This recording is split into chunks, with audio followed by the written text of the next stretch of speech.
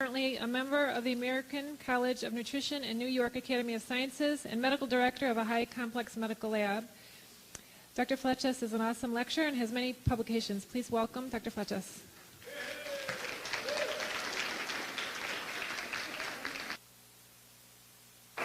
Testing, yeah.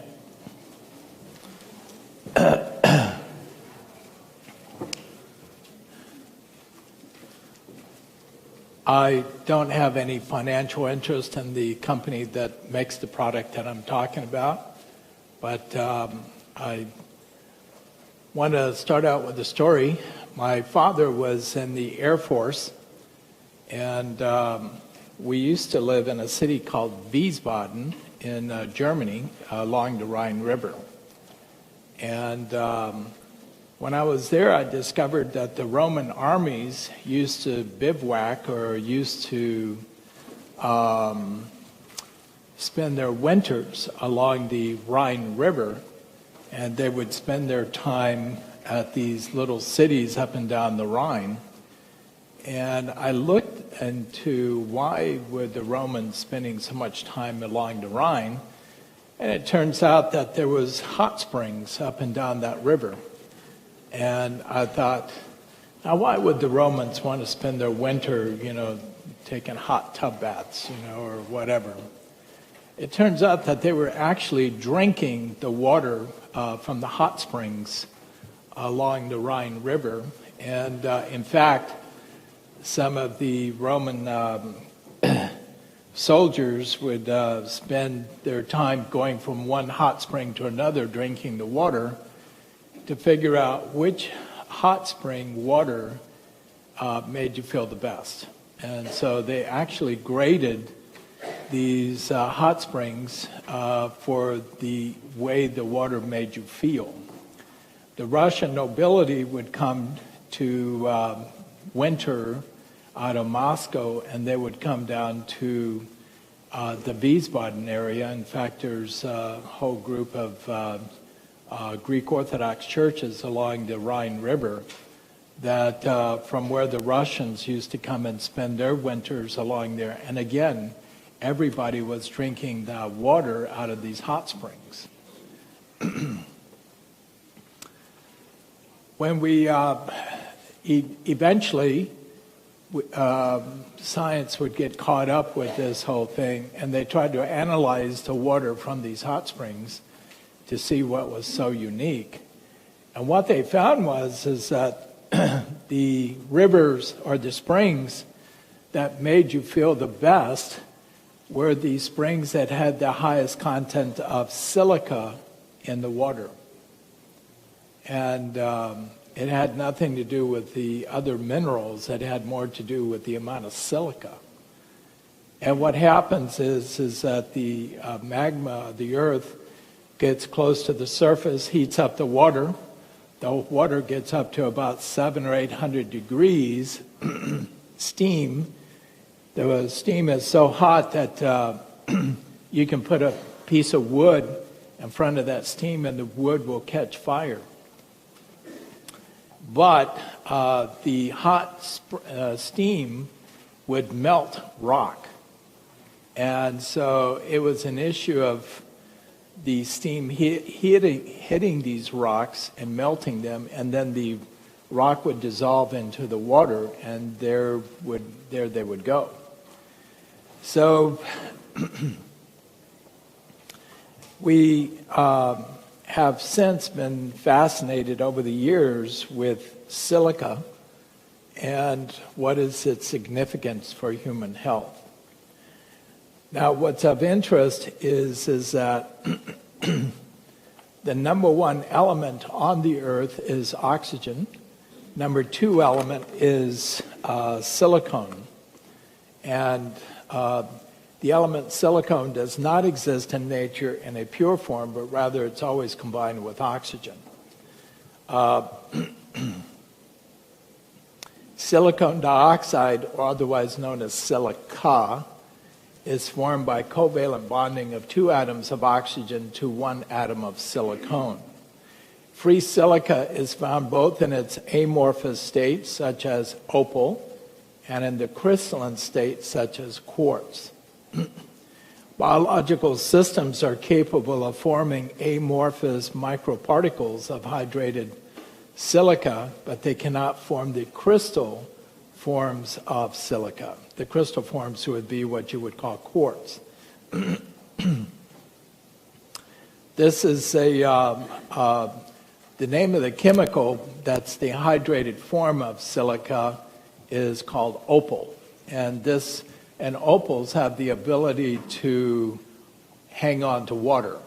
That's why for all of you who like to buy jewelry for your wives and so on, that when you got opal, you have to soak the stone every so many weeks or every so many months, because opal absorbs water and it can dehydrate. And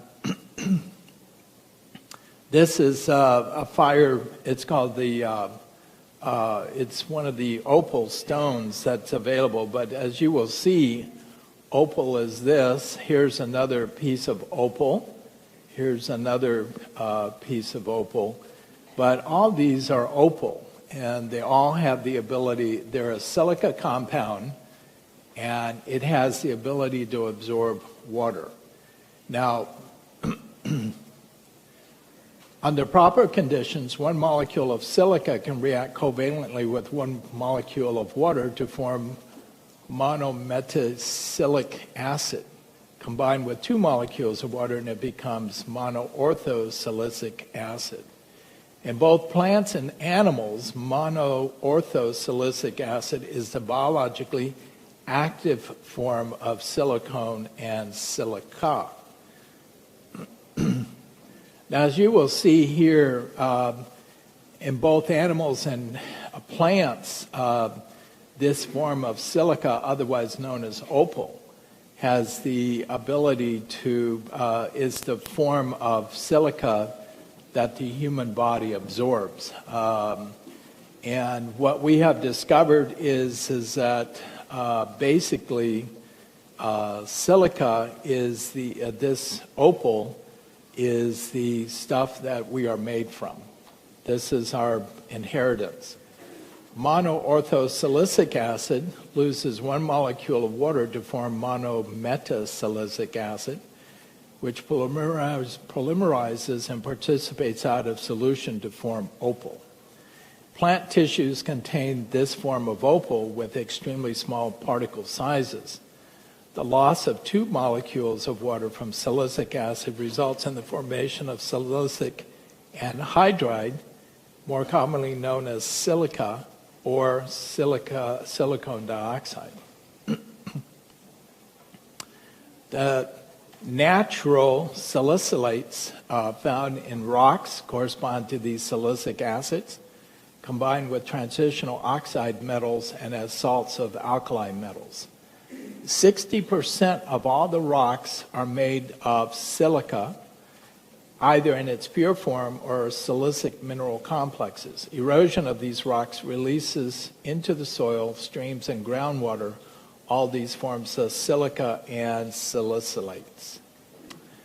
Now, as you can see, here is a picture of a sand, and this sand that you see here in the desert is basically quartz, and it's been ground up and it's been turned into sand. However, inside that sand sits opal, and plants have the ability to selectively pull the opal out of the sand and use it for their structural strength and for other things to protect themselves. Plants do not use quartz as their primary mineral. The smaller the particle sizes, the greater the surface volume ratio and the greater the release of silicic acid.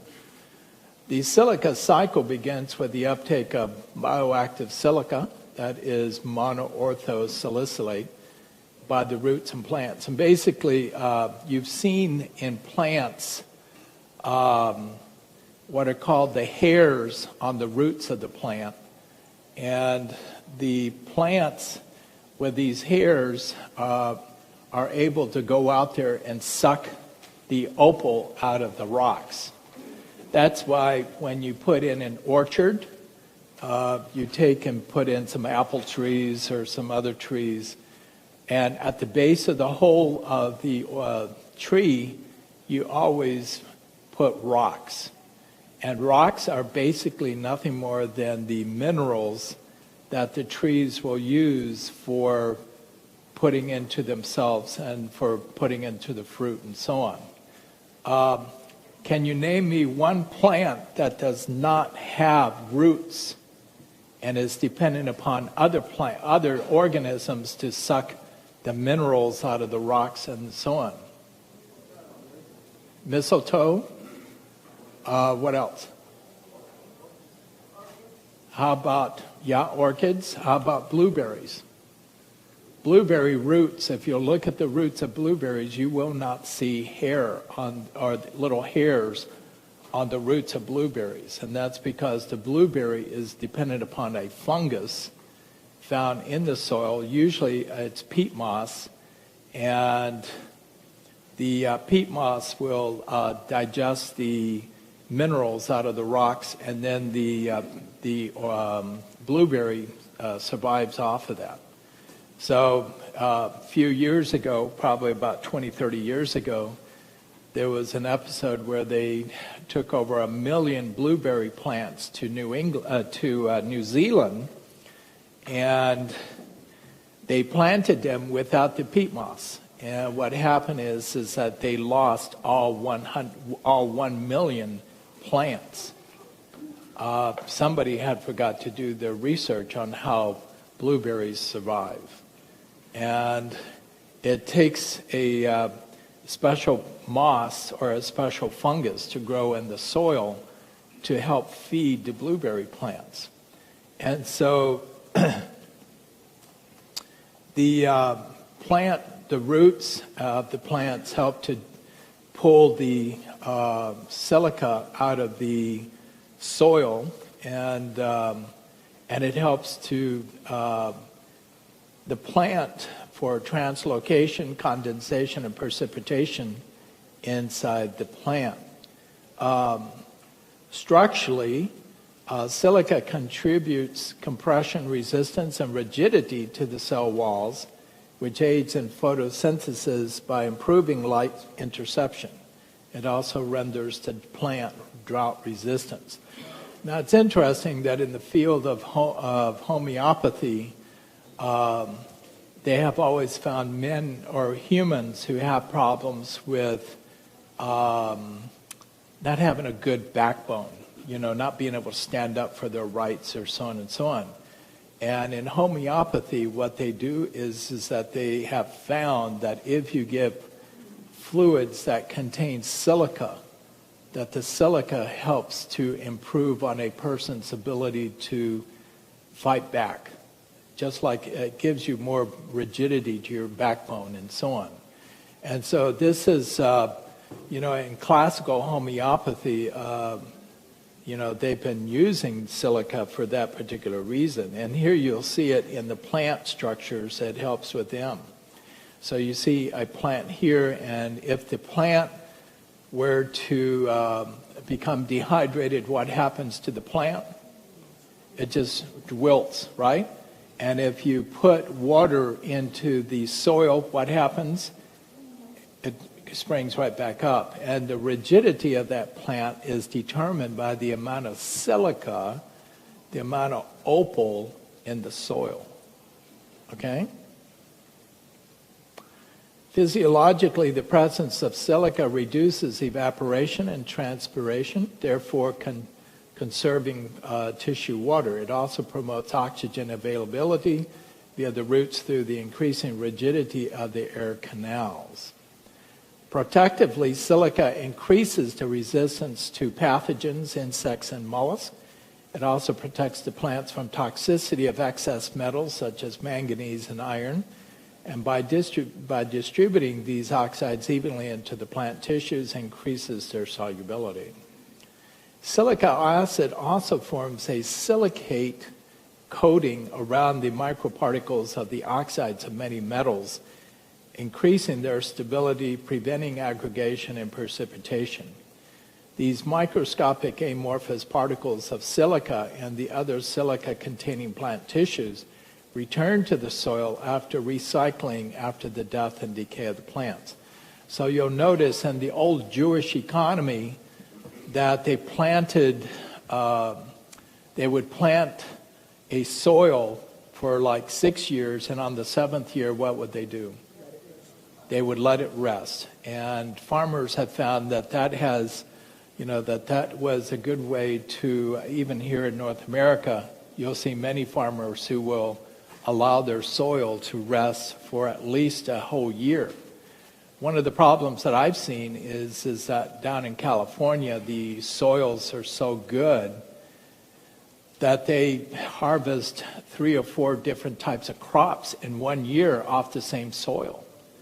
And they just don't give their soils rest. And I think part of the issue of the resting of soil is the fact that the plants pull the opal out of the soil, but then the plant is destroyed and it's not returned back into the soil to recycle the silica. Although plants and animals can combine silicic acid into organic substances, it is most likely via the silicone oxygen carbon silanolates bonding through condensation with a silicone group with a hydroxyl group of an organic compound that was proposed by Dr. Schwartz. The silica carbon bond, that is true organic silicone, does not exist in the Earth's crust. It's only a man-made product. What product would you anticipate that would be? Silicone, like in breast implants. Those are artificially made, and it's not something that's natural. It's not something that's made by nature, and as a result,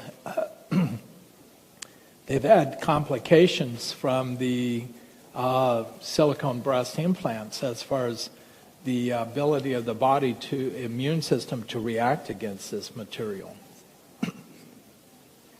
Silicic acid in water is much more bioavailable and is either absorbed rapidly after a short transit time in the blood, it's excreted in the urine, or diffusely passed into extracellular fluid compartments. When you put silica into the bloodstream, it can just about move anywhere it wants to inside the blood. So it can go into the tissues, the blood. It's excreted through the kidney system, and the excretion equals almost the same as the glomerular filtration rate of the kidney. Plants assimilate silica from the soil more effectively than animals and retain silica. As a result, herbaceous animals excrete in their urine 20 to 30 times more silica than carnivorous animals. Hence, you would expect to see more silica in your vegetarians than you would in people who are heavy meat eaters. Researchers use a sodium monomethylsalicylate to supplement the diet of chicks and rats made deficient in a silicone low diet.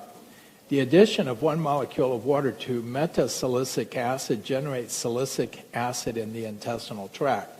Silicone in the form of bioactive silicates was found to be essential for normal growth, bone formation, and production of connective tissue in both chicks and rats.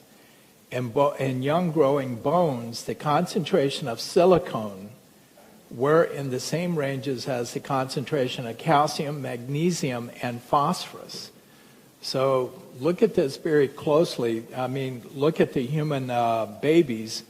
Our babies have the same issues in the sense that the amount of concentration of silicone and a developing fetus has the same concentration of silicone in the body as it does for calcium, magnesium, and phosphorus. As the bones of a baby, as the bones of a rat, as the bones of a chick mature, the silicone is progressively replaced with calcium, suggesting that silicone plays a role in the formation of bone matrix prior to calcium deposition. It's very crucial that there be silicone there if you want to have good bone structures. The highest silicone concentration generally occur in connective tissues. Organs with the highest amount of connective tissue have the highest concentration of silicone. When several tissues from rats were analyzed for the silicone content, notice which tissues had the highest concentration. The aorta, the trachea, the tendons were 4 to 5 times richer in silicone than liver, heart, and muscles. Now, it's interesting that if you look at that particular statement, when I was in South Africa a few years ago, we were looking at the issues of what is the proper diet for a lion, and what types of foods do lions like to eat the most. It's the organ tissues. Lions eat lots of organ tissue, and they leave the tendons, they leave the other organs, the aorta, trachea, and so on. The tissues that are highest in silicone are the ones that the lions leave for the hyenas to eat. But the lions love to eat the liver, the heart, and the muscle of animals that they capture. The skin is also found to contain high levels of silicone. Now, silicone has the ability to absorb huge amounts of water, and babies that are born, the skin of a baby is loaded with silicone. So that's why you hear that term, smooth as a baby's aorta. But basically, the baby's skin is a very water-dependent system. And that's why we have to hydrate. Once a baby is born, we have to hydrate them and keep them well hydrated. It's because their systems become very dehydrated very quickly because of the high silicone inside the skin of the baby.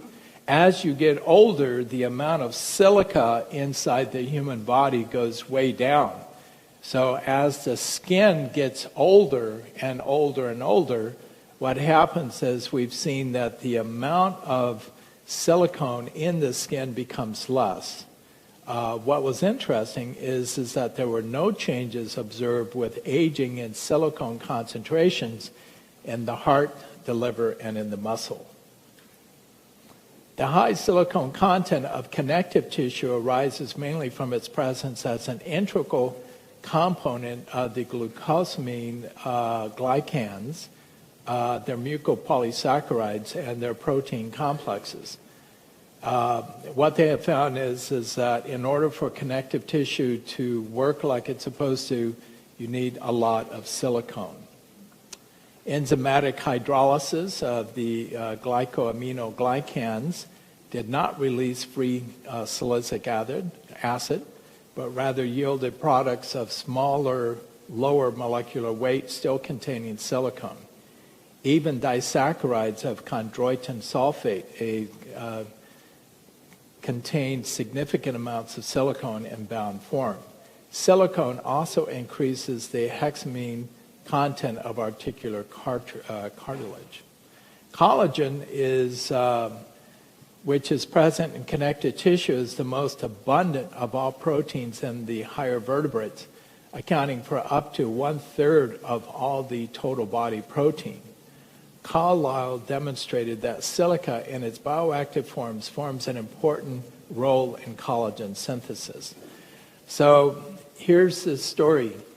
You have a cell here and a cell there, And in between these two cells, you have collagen. And collagen is also is where the body will retain its fluids, and the fluids travel through there. But the collagen is also, and this is research work that's now been done, collagen between cells, known as ground substance and so on, is the product where the body stores its energy. Okay? Now, having said that, what I'm saying to you is that collagen between cells, the human body is a battery. It's a capacitor. And you store energy inside the collagen between your cells. Mike just died. Well, we're back up again. So collagen is, the collagen between cells is where we store our energy and will determine how much energy you have. And we today have machines where we can actually measure the amount of energy inside this collagen. And so I have a patient who walks in and she says, let me backtrack just a second. If the amount of energy stored inside the, quote, capacitor, our body, if the amount of energy stored there is 800 picofarads per body, I have patients who will walk in and say the following: Dr. Flechas, I go shopping, and when I go shopping, I only last maybe 5 or 10 minutes when I'm shopping, and then I got to go back into my car, go back home, lay down, and I'm in bed the rest of the day. So you will see people like this, and when I do the bioenergy testing of these patients, I find out that their capacitance is at around 300.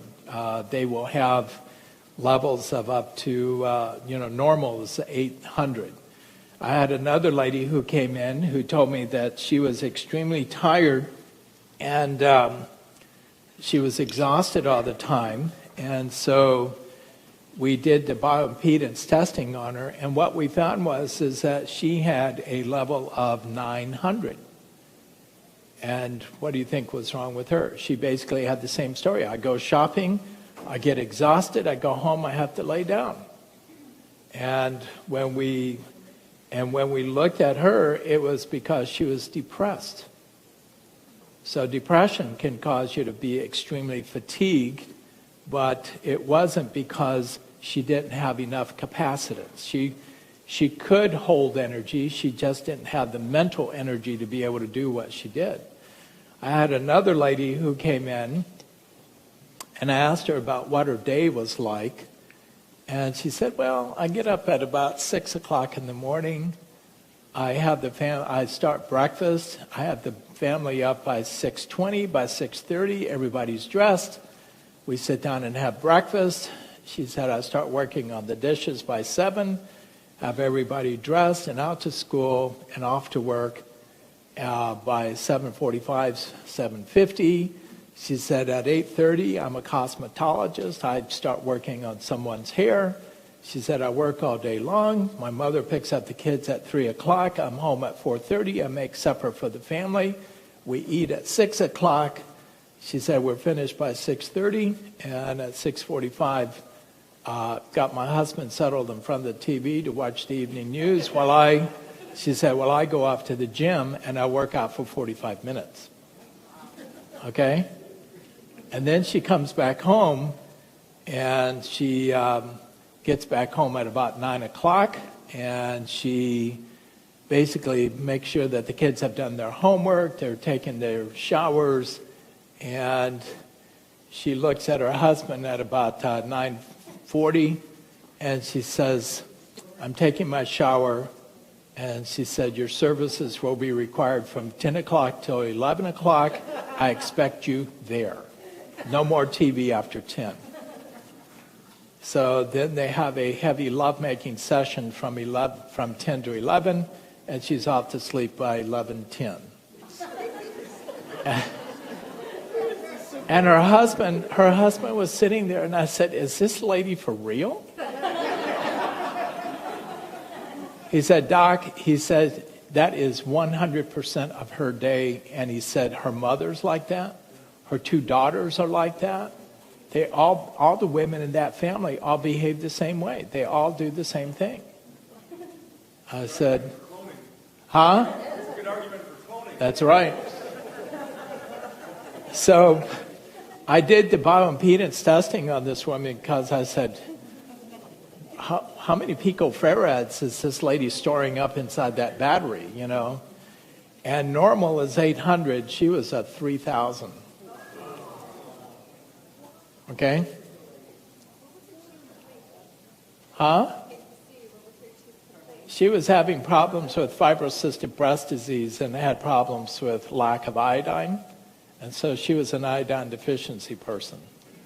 But, you know, it was one of these things where this woman was, you know, she was, you know, a woman who was just absolutely phenomenal. And I've only run into about 2 or 3 of them since then. But we can measure the amount of energy stored inside that body. And when they have lots of that energy, they're biodynamic, okay? These ladies are incredible. So are their children, so are their, you know, and it says something about the diet.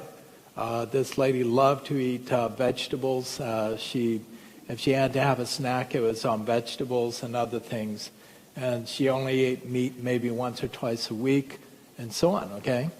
But it basically taught me that there is something to be said about energy and how we store our energy. And part of the issue of being able to store that energy is this collagen material that's made from silica, okay?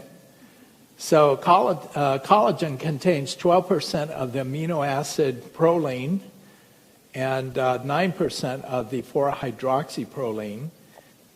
Silica increases synthesis of proline from glutamic acid and the presence of iron.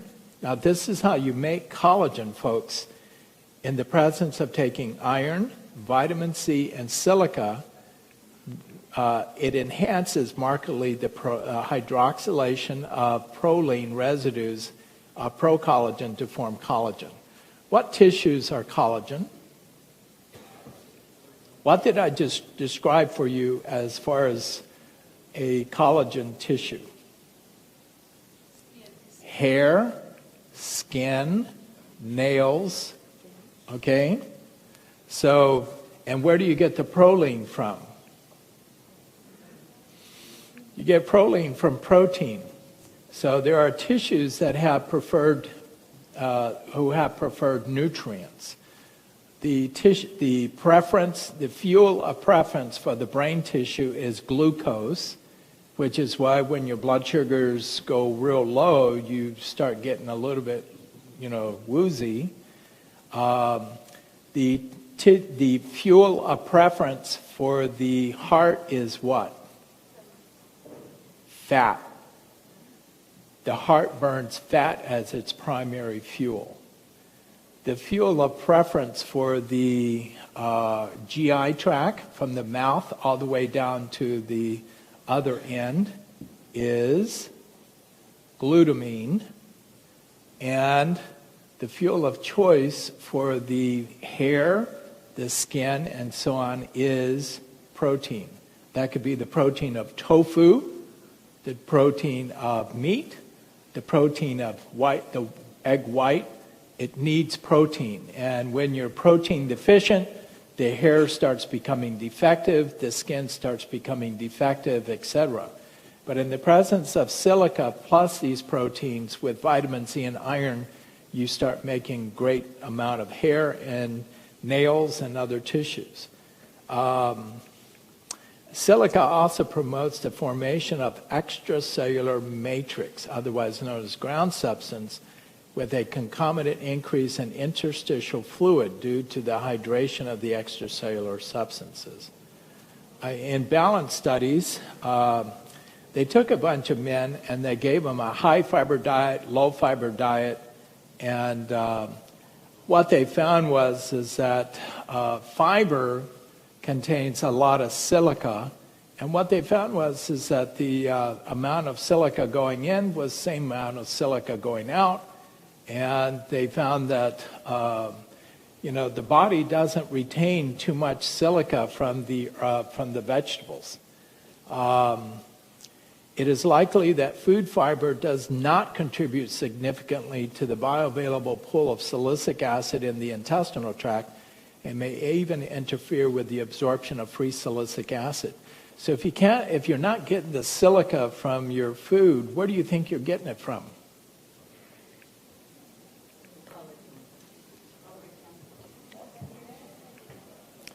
Where would you get your silica from if you can't get it from your vegetables and fruit? Your water. That's where the Roman armies found their silica, is that they were drinking water that was loaded with silica. Okay? But what are we doing to our water, folks? We're purifying it. We're getting rid of all the minerals. We're getting rid of everything there. And what are we generating for water? It's pure water with nothing in there. There's no silica, no silica that's inside that water. And this is one of the dangers that I see in our society, is the fact that we have water that has no silica. Nature loads silica into the streams. Nature loads silica into the springs that come out of the earth from hot geysers and so on and so on. That silica that's in there is what we, will thrive on. And by drinking the water like we do, and through the filtering systems of the cities and so on, we've actually taken out all the silica. And what do you think is happening? We're developing collagen tissues that are defective because we don't have enough silica. Does that make sense? Silicone levels in biological fluids over a wide range of intakes, serum silicone levels are maintained within a narrow range because of a very efficient renal clearance system. Renal clearance of silicone is similar to that of the glomerular filtration rate, with the implication that the silicone as silicic acid is passively cleared by the kidney and is dependent upon the GFR. In patients who have low GFR, the serum salicylate levels increase in proportion with a decrease in renal impairment. As we mentioned before, silica can go just about anywhere it wants to inside the body by passive diffusion. They've looked at silicone levels in different tissues, especially in the blood. And what they found is, look at the last point here, postmenopausal women were found to have lower levels of serum silicic acid compared to the premenopausal women. This is probably where we need to interact now the most. An association between silicone deficiency and Alzheimer's disease was proposed by Dr. Carlisle at UCLA back in 1987. 5% of the population over age 70 suffers from AD. Another important fact is that AD is twice as common in women as it is in men. An attempt to reproduce in old rats the neurotoxicity of aluminum observed in Alzheimer's and to evaluate the protective effects of silicone. Dr. Carlisle studied the effects of silicone and aluminum supplementation in the diets of female rats on silicone and aluminum in 12 different brain regions. The 2 ages of female rats were studied, 22-day-old wingling rats and 10-month-old rats. And Dr. Carlisle called them retired female breeders, and we'll call them just young and old female rats. Groups of rats were assigned to 4 dietary regimens: low silicone diet, silicone supplementation using sodium metasilicic acid at 600 parts per million, a low silicone diet plus aluminum, and then silicone supplementation plus aluminum. Then what they did is they measured 12 different regions of the brain, and there was no significant difference between the aluminum levels of the 12 regions in the brain in the low silicone diet of the young and old rats. On the low silicone diet, aluminum supplementation showed no effect on brain aluminum levels in the young rats. However, increased brain aluminum levels significantly in the hippocampus and posterior cortex of the old rats. Now, what's significant about the hippocampus, folks? Hippocampus sits just in front of your ears and deep and about an inch inside. What is there that's so important? The hippocampus. Every day you're generating memories. You're putting this information into your short-term memory, and then when you go to sleep, the short-term memories that you're developing right now will be incorporated into long-term memory, and those memories are stored inside the hippocampus. Okay? Now the hippocampus is where you store your long-term memory. And a little bit deeper inside is an area called the amygdala. And in the amygdala is where you store social memory, and you store memory that is associated with emotions. Now, men tend to put more information into the hippocampus because of their testosterone, whereas women tend to put more information into the amygdala.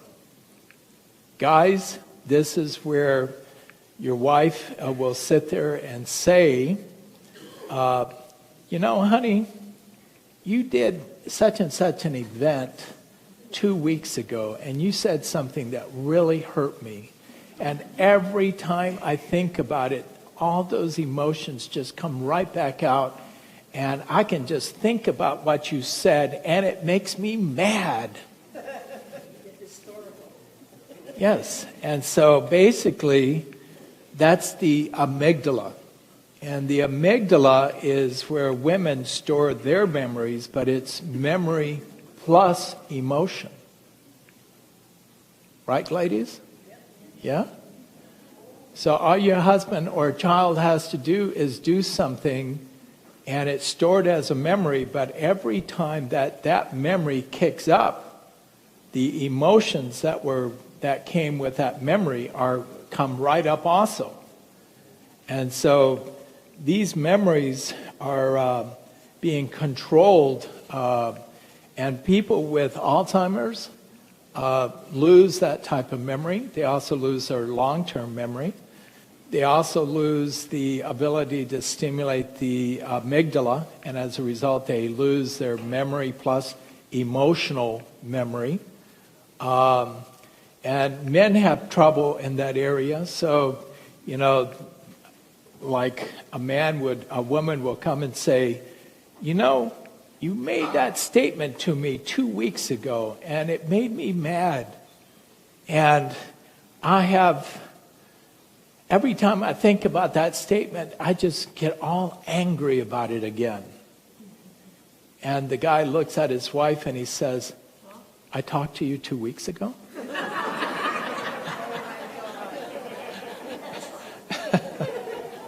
And the woman says, yes, not only that, but you said the following statement, and I can give it to you verbatim,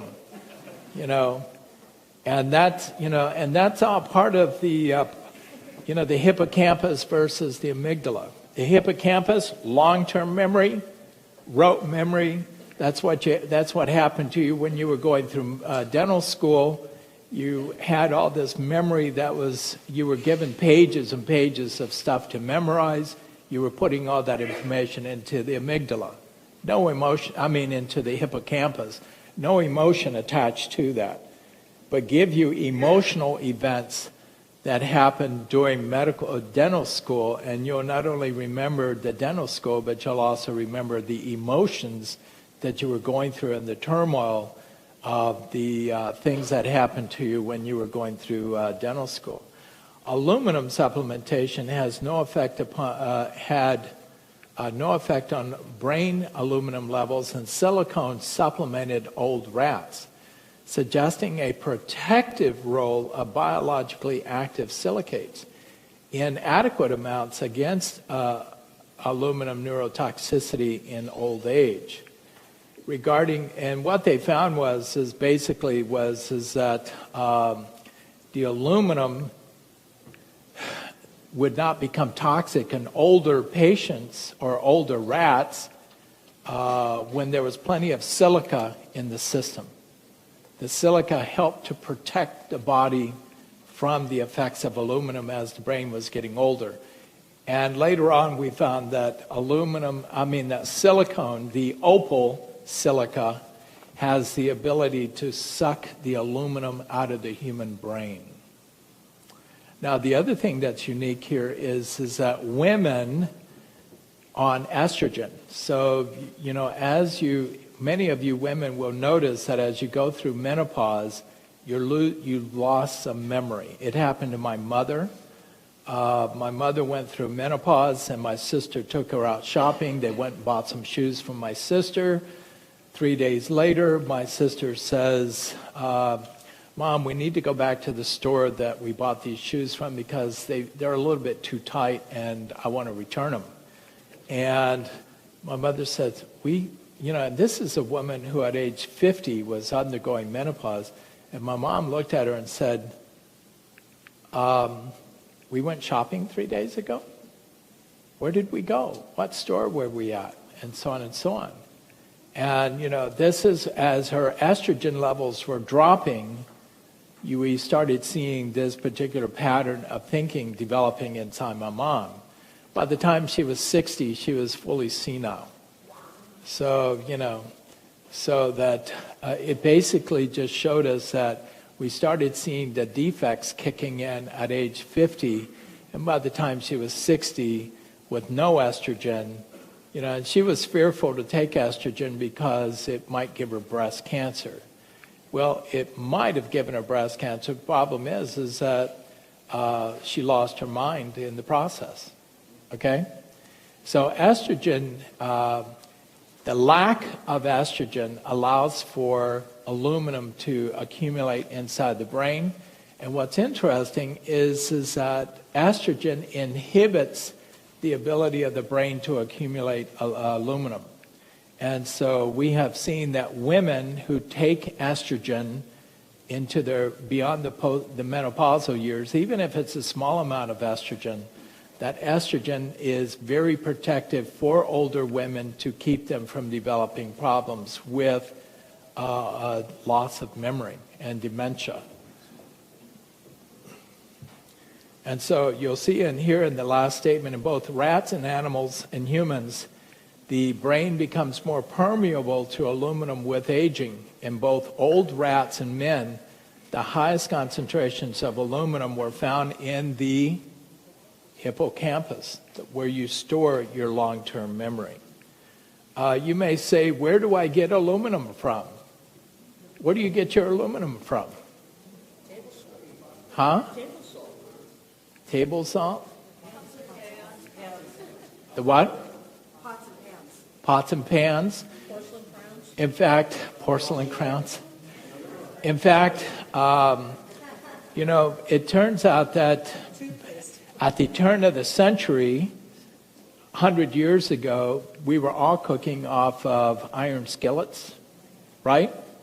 And we hardly ever saw iron deficiency anemia because we were absorbing the iron out of our iron skillets and iron pots and so on. But when we got rid of those iron pots and pans, what did we start cooking with? Aluminum pots and pans. and that aluminum started accumulating in us, and now, 100 years later, you're seeing the results of all that aluminum cookery, okay? So it's been good that we've switched over to stainless steel and other types of cookware to get rid of the aluminum and so on. But you know, where is the population getting their aluminum from today? Huh? That's it.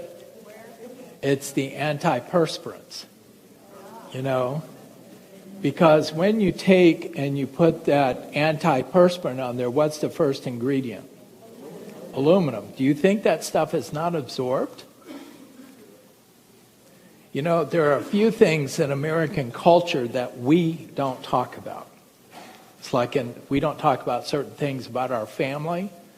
Well, there are certain things in America that we don't talk about. Number one is the fact that the United States of America is the #1 arms dealer in the world.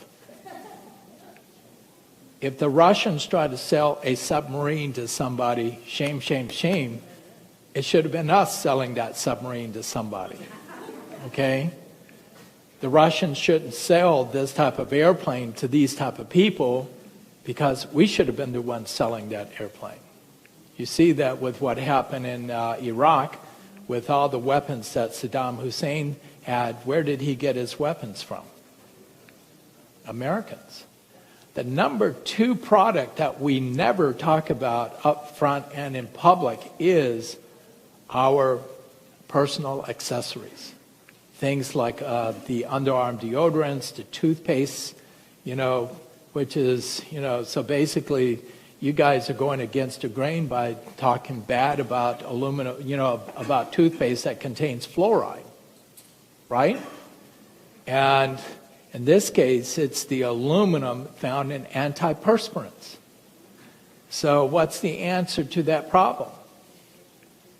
You go around sweating, but at least you should smell good when you sweat. So they now have antiperspirants or deodorants that contain natural essential oils in the product. You smell good, you sweat, but you know it's better to be able to sweat than not sweat at all and end up with all these toxins inside of you. Does that make sense? You know, and I mean, we do surgery on breast cancer, and we look at the breast tissue for women who have been using antiperspirants, and we find that the breast tissue is loaded with lots and lots of aluminum. And it's from all the antiperspirants that women have been using over the years. So we still, you know, you would think that the aluminum stays on the outside. No, it's getting absorbed. And it's getting absorbed into the breast tissue. And from the breast tissue, it goes to the brain, and then the problems, therefore. I want to go on here just a little bit.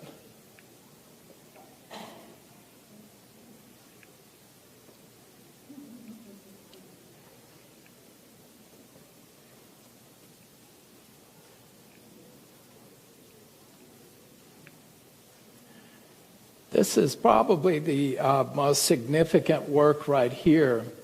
Higher levels of silicone occur in the organs with the highest amount of connective tissue, such as the aorta, trachea, skin, tendons, and bones. That silicone deficiency is manifested by abnormalities involving articular tissue, cartilage, and connective tissue, has potential clinical applications and in arthritic conditions.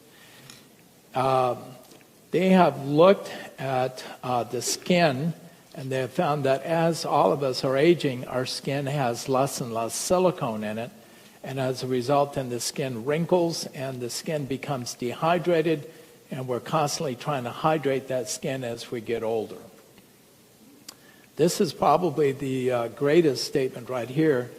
Of greater clinical implication, however, is the loss of silicone in the aorta with aging. In 19 cases with a normal aorta, that is no atherosclerosis present, the silicone content was 180 plus or minus 21 microgram of silicone per 100 milligrams of nitrogen. In 28 cases, and these are in human aortas, in 28 cases with moderate aortic damage, 1 or 2 plaques, look at the silicone content. It was 105 plus or minus 12. In 22 cases where there was serious aortic damage, that is, large number of atherosclerotic plaques, look at the silicone content.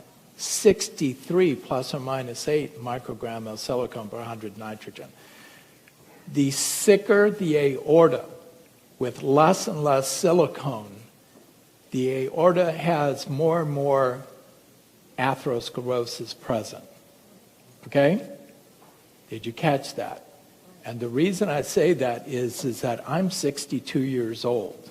You would expect my aorta by this age to have at least maybe a third of the aorta covered with atherosclerosis, okay? Live an exciting, stressful life, et cetera, et cetera. And yet on a CT scan that was done about 2 years ago, because I had some belly pain, we looked at the aorta. The aorta was totally 100% clean. I've been taking silica now since about age 45, and I have zero, zilch atherosclerosis inside my body. So the formation of plaques is a solution to a problem. That's correct. And the formation of plaque is a solution to a problem of a lack of enough silicone in the blood vessel. You know that silicone makes things pliable, and it doesn't make them rigid. And in my particular aorta, it is like that, and I have seen that over and over and over again in my particular patients at the office. The fact that the silicone inhibits the development of atherosclerosis. However, can we prove that from the animal studies? Look at this. 3 groups of rabbits followed for 2 months were studied for atheromatous lesions in the aorta.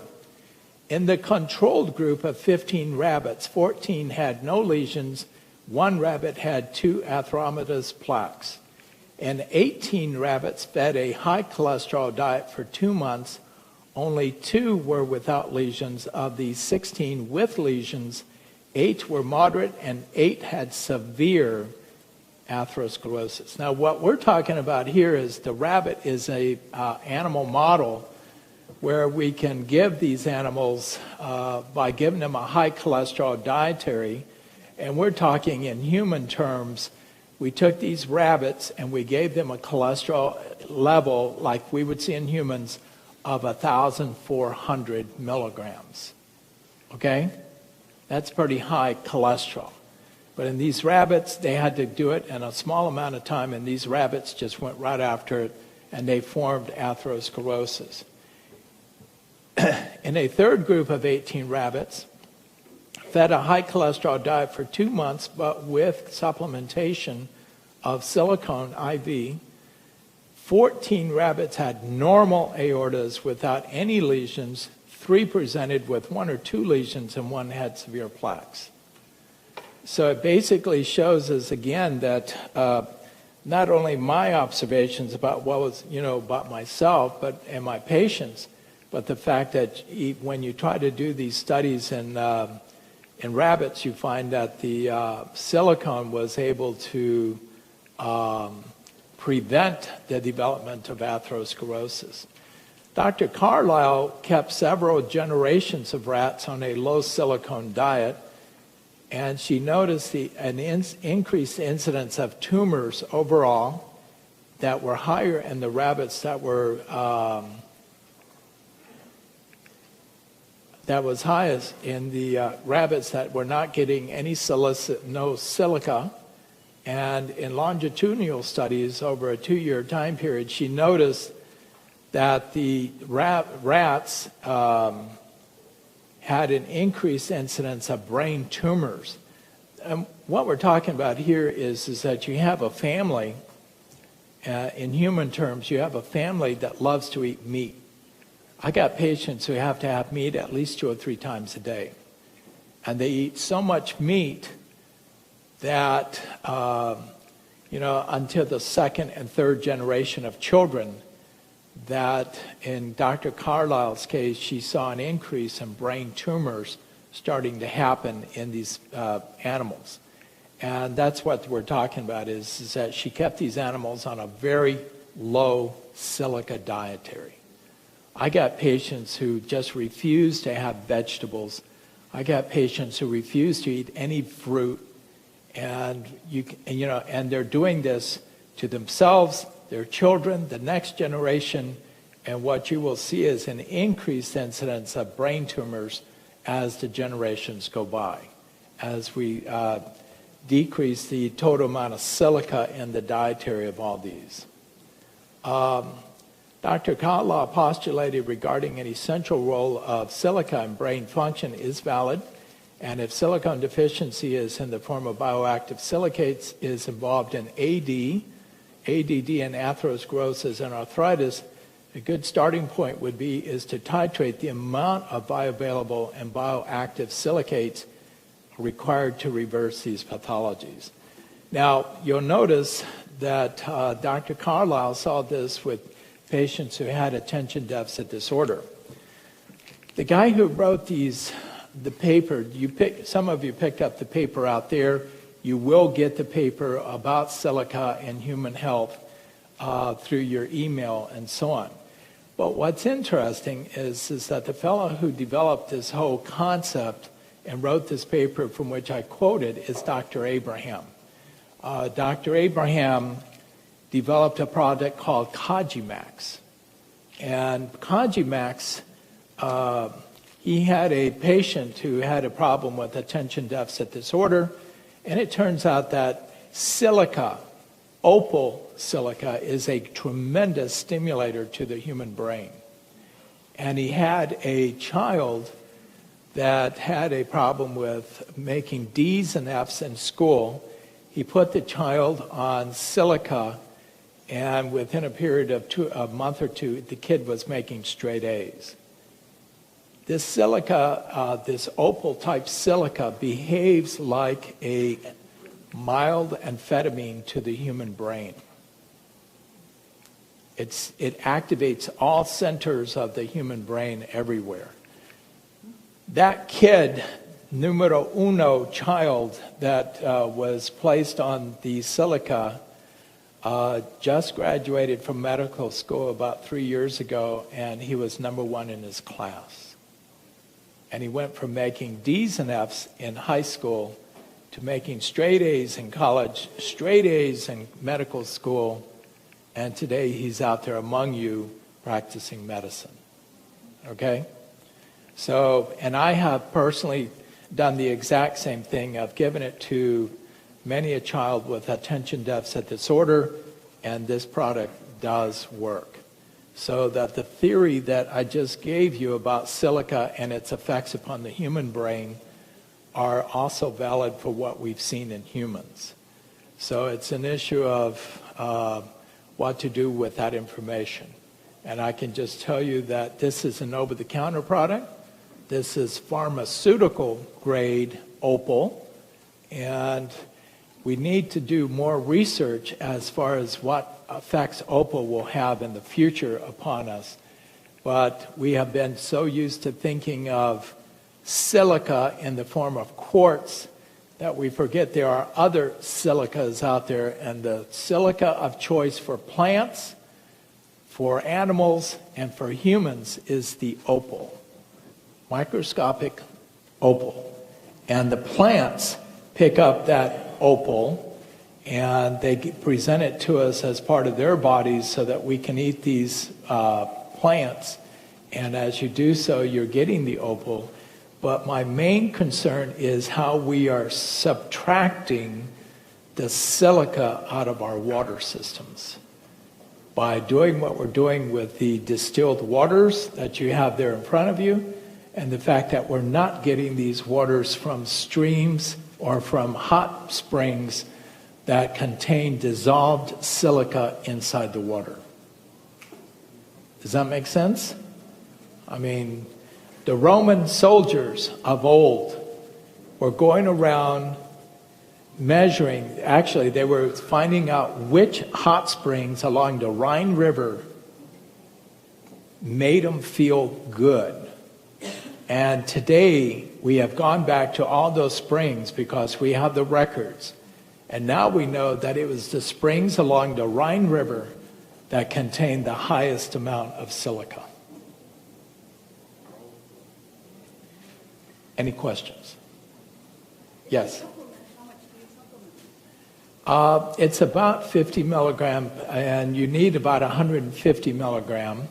In fact, one of my dental friends, I gave him these are 3X pills, and he took 3 pills all at one time, and he came back at the end of that day and he said, I just wanted to let you know. He said, I took 3 of your little Kajimax pills, and he said, I felt like I drank 10 cups of water for breakfast. 10 cups of coffee for breakfast. He said, I have been so mentally alert, just full of energy, no tachycardia, no nervousness, and yet I have been very, very mentally alert. Okay? Now, where can you get this? There's a company out of Southern California, and it's the same company that makes Ioderol, the iodine pills. It's the same company, and the product is called Kajimax, Cognition Enhancer. Yes? When you say silica, you mean silicone dioxide? You missed it. It's Opal. What is the chemical formula? You have to look it up. Is it 50 milligrams per day? 150 milligram per day. Again, there is no such thing as too much because it's filtered out immediately through the kidney, but it also accumulates within the tissues if there's a need for it. What we did find is that when we gave this particular product, the energy levels of the body went up, especially in the ground substance where the body is storing its energy. So this provides the battery juice that the body can use. It's time to stop, and it's time to let her go. So I was just going to say, if we could just leave the questions till the speaker is it's time formed. for the next Thank you. speaker. Okay.